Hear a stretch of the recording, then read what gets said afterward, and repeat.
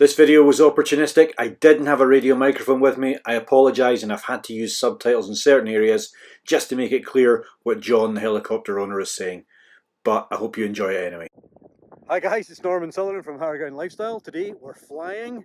I've just landed at Kingsmuir, beautiful Kingsmuir, just near St Andrews in Fife. And I've landed in the Ninja. But I want to talk to a gentleman who's just landed after me, who's landed in a helicopter. And some of you will know that I built my own aeroplane a few years ago.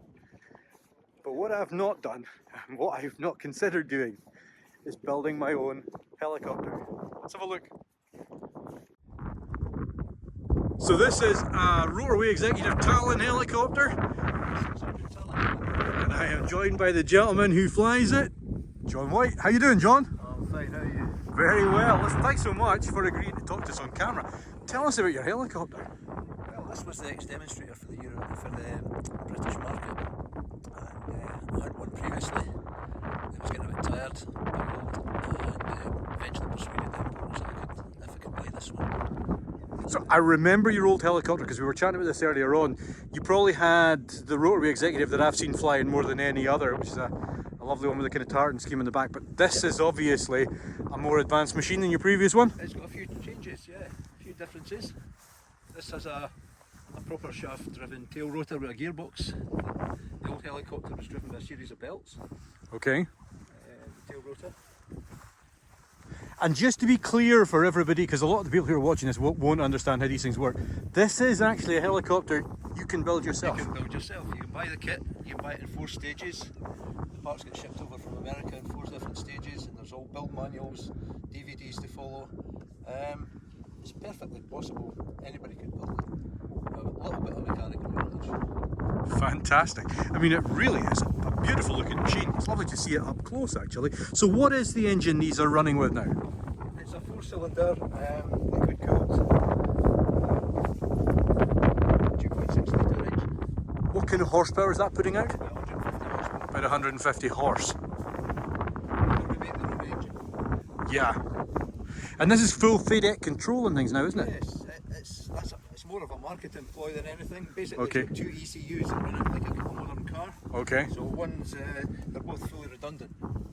So should one of the ECUs fail, automatically defaults to the secondary ECU or the secondary FADEC. Same with the electronic ignition. There's 2 electronic ignitions on it and 2 electric fuel pumps. Okay. Can we have a look inside? Is that okay? Definitely, yeah. You can pop in if you like. Oh, you're okay. We'll have a look like that. It's a cracking little. So obviously, and that's just the nature of helicopters, limited panel space. It's actually very similar shape of panel to the Ninja that I've got there. So control wise, you've got it's got dual controls. I take the secondary collective, secondary collective out just for safety. If you've got a passenger, you don't want them grabbing that. Absolutely not. Not such a big deal if they grab the side click. You're holding that anyway, and you've got your anti-torque pedals at the front. So everything's duplicated. What's the maximum? Well, let's not think about the maximum all that way. What's the kind of useful load in real world Useful load conditions? Roughly with fuel tanks, which is 64 litres, 2 guys, 14 stone, it'll lift that. Right. Anything heavier than that, you've got to do a weight and balance calculation, and you'll just fly with less fuel. Okay. Yep. So yeah, very similar. Light aircraft, you're trading off fuel. And what is the range on this? What's the kind of capacity? You've got 2 hours fuel till dry tanks. 2 hours dry. And I have to ask the question: how much is 2 hours? Yeah. 2 hours, we're pushing it 150 miles. Okay. Yeah. It's a beautiful machine. It really is a beautiful machine. And I mean, we're getting as close here to the kind of helicopter that a reasonably ordinary person could aspire to, really, aren't we? This is kind of as good as it gets. An R22.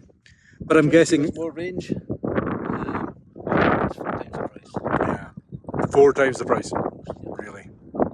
It's a really beautiful machine, John. Thanks so much for taking the time to say hello and for giving us a chance to have a look at it. And safe flying. And you were telling me this has only got 40 hours on it so far. Yeah, 40 hours so far. Phenomenal. Well, listen, have a good day. And Thank you. we will look forward to seeing you. Look forward to seeing it on your channel. Yeah, we'll get something up on the lifestyle channel just to show us. It's a cracking bit of kit, it really is. I'm going to have one final walk around so we can have a good look at it. Colours look good in that sun too. They do, don't they? That kind of metallic, almost purpley blue. Yep. Looks really good. Ah, now this is something else I need to speak to Mrs. Sutherland about. Mrs. Sutherland, any chance? I was going to build another Sky Ranger, but you know, you and I, my darling, and a box of sandwiches, we could be flying one of these. Never mind landing at Isla Airport, we could just be landing on the football pitches or in your garden. Guys, listen, we'll look forward to catching up with you again soon. Look after yourself, stay safe, and I'll see you again soon on Higher Ground Lifestyle.